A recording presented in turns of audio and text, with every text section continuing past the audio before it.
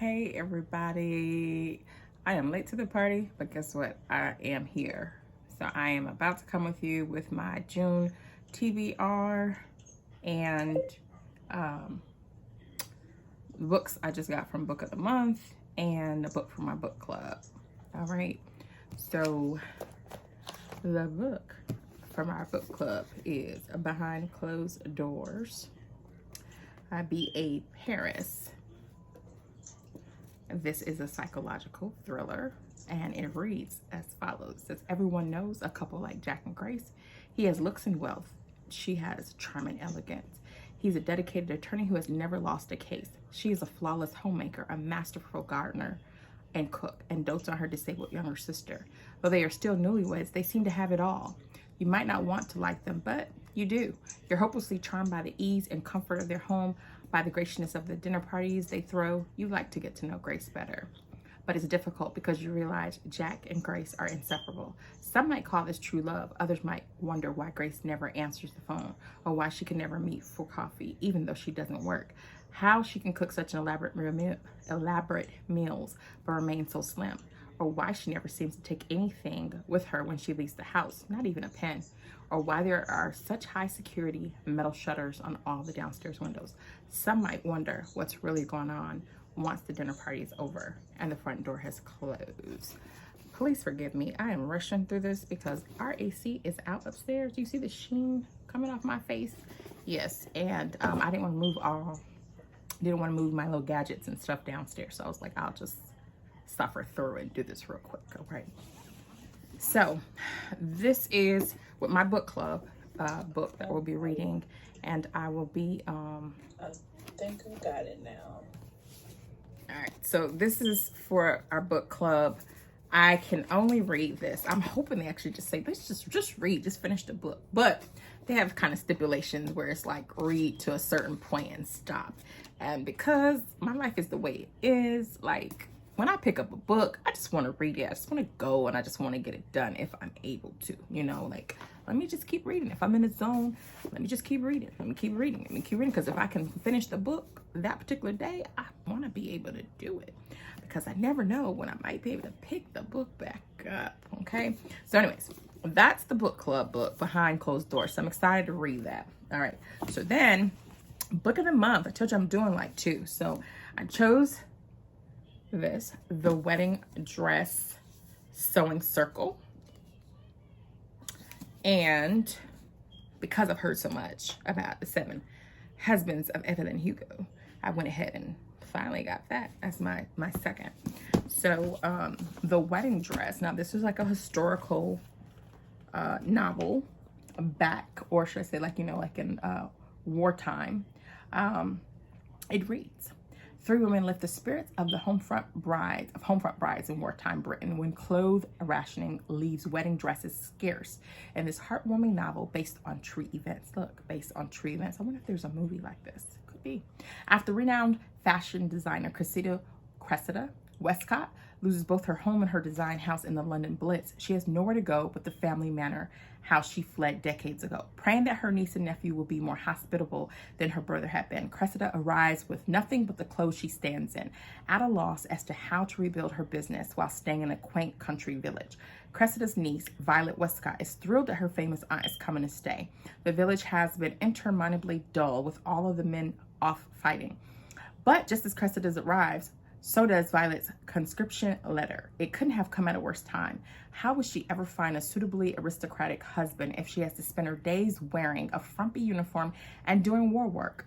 Meanwhile, the local vicar's daughter, Grace Carlyle, is trying in vain to repair her mother's gown, her only chance of a white wedding. When Cressida appears at the local sewing circle meeting, Grace asks for her help, but Cressida has much more to teach the ladies than just simple sewing skills. Before long, Cressida's spirit and ambition galvanize the village group into action, and they find themselves mending wedding dresses, not only for local brides, but for brides across the country.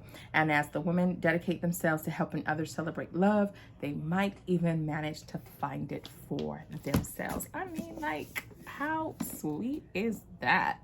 Okay, so sounds like it's gonna be a good book. Sounds like it's gonna be quite interesting. And again, it's based on true events. So this actually happened. All right. and then The Seven Husbands of Evelyn Hugo by Taylor Jenkins Reid. Let me go back. I didn't say the author, huh? Jennifer Ryan for that one. Back to this. All right, and so this says, aging and reclusive Hollywood movie icon Evelyn Hugo is finally ready to tell the truth about her glamorous and scandalous life. But when she chooses unknown magazine reporter Monique Grant for the job, no one is more astounded than Monique herself. Why her? Why now? Monique is not exactly on the top of the world. Her husband has left her, and her professional life is going nowhere. Regardless of why Evelyn has selected her to write her biography, Monique is determined to use this opportunity to jumpstart her career. Summoned to Evelyn's luxurious Manhattan apartment, Monique listens in fascination as Evelyn tells her story. From making her way to Los Angeles in the 1950s to her decision to leave show business in the 80s. And of course, the 7 husbands along the way. Evelyn unspools a tale of ruthless ambition, unexpected friendship, and a great forbidden love. Monique begins to feel a very real connection to the legendary star. But as Evelyn's story nears its conclusion, it becomes clear that her life intersects with Monique's own in a tragic and irreversible ways. Written with Reid's signature talent for creating complex, likable characters. I guess another book, real simple. This is a mesmerizing journey through the splendor of old Hollywood into the harsh realities of the present day as 2 women struggle with what it means and what it costs to face the truth. Can you handle the truth? You can't handle the truth. A lot of people can't handle the truth. But anyway, so I'm interested to see what this is about when I get to it. All right. But it's not going to be this month. I can tell you right now. It's June 15th. As I am recording this, I am going to read this to whenever they tell me as far as their stopping point, the group, the book club. So this is on my June TBR to start. I do want to finish this. Get out. This is great. It has some great nuggets in there. So I definitely would recommend this book for anyone. Like I said, it has some great insights that are very helpful. And like I said, I've been able to take some of the, because he calls them usable insight, and then how to take action. So I've been able to implement this in some intervention strategies for my clients, and they've actually found them to be very helpful. So I believe at some point I may get some more copies of this to give out to my clients, because I think they can benefit from it and have it in their own repertoire. All right. So the only other book, because I'm only gonna choose 2. Well, I said 2, so it's really like, well, 2.5, right? Yeah, 2.5, because they're probably not gonna tell me I can read this all the way. This is gonna be like a midpoint. So I'm gonna finish this. Well, so then it's really like 2, half, probably half. Anyhow, all right, because I am working on, and I'm so excited for this for therapy purposes, a sexual trauma group and some other sexual trauma type stuff, like healing from it. I really thought that this is going to be good for me to read this book that I believe I purchased last month, The Way I Used to Be, which deals with a young girl who was raped. And this is referencing how she used to be to where she is now. And I'm going to read it again on the back. I don't know. I probably read it last month too, but I'm going to read it again. Here we go. It says, I want to get as far away from the past as possible. Be as different from that girl as I can. Have you ever felt that way? Like you just want to be different from who you used to be? It doesn't have to be anything this traumatic, but you just feel that way. Eden was always good at being good. Starting high school didn't change who she was, but the night her brother's best friend rapes her, Eden's world capsizes. What was once simple is now complex. What Eden once loved, who she once loved, she now hates. What she thought she knew to be true are now lies. Nothing makes sense anymore, and she knows she's supposed to tell someone what happened, but she can't, so she buries it instead. And she buries the way she used to be. Told in 4 parts, freshman, sophomore, junior, and senior year, this provocative debut reviews the deep cuts of trauma. But it also demonstrates one young woman's strength as she navigates the disappointment and unbearable pains of adolescence, a first love and first heartbreak, of friendships broken and rebuilt, all while learning all while learning to embrace a power of survival she never knew she had hidden within her heart. And this is, I believe this is like a teen book. Might be like YA or something. But anyhow, the author, Amber Smith.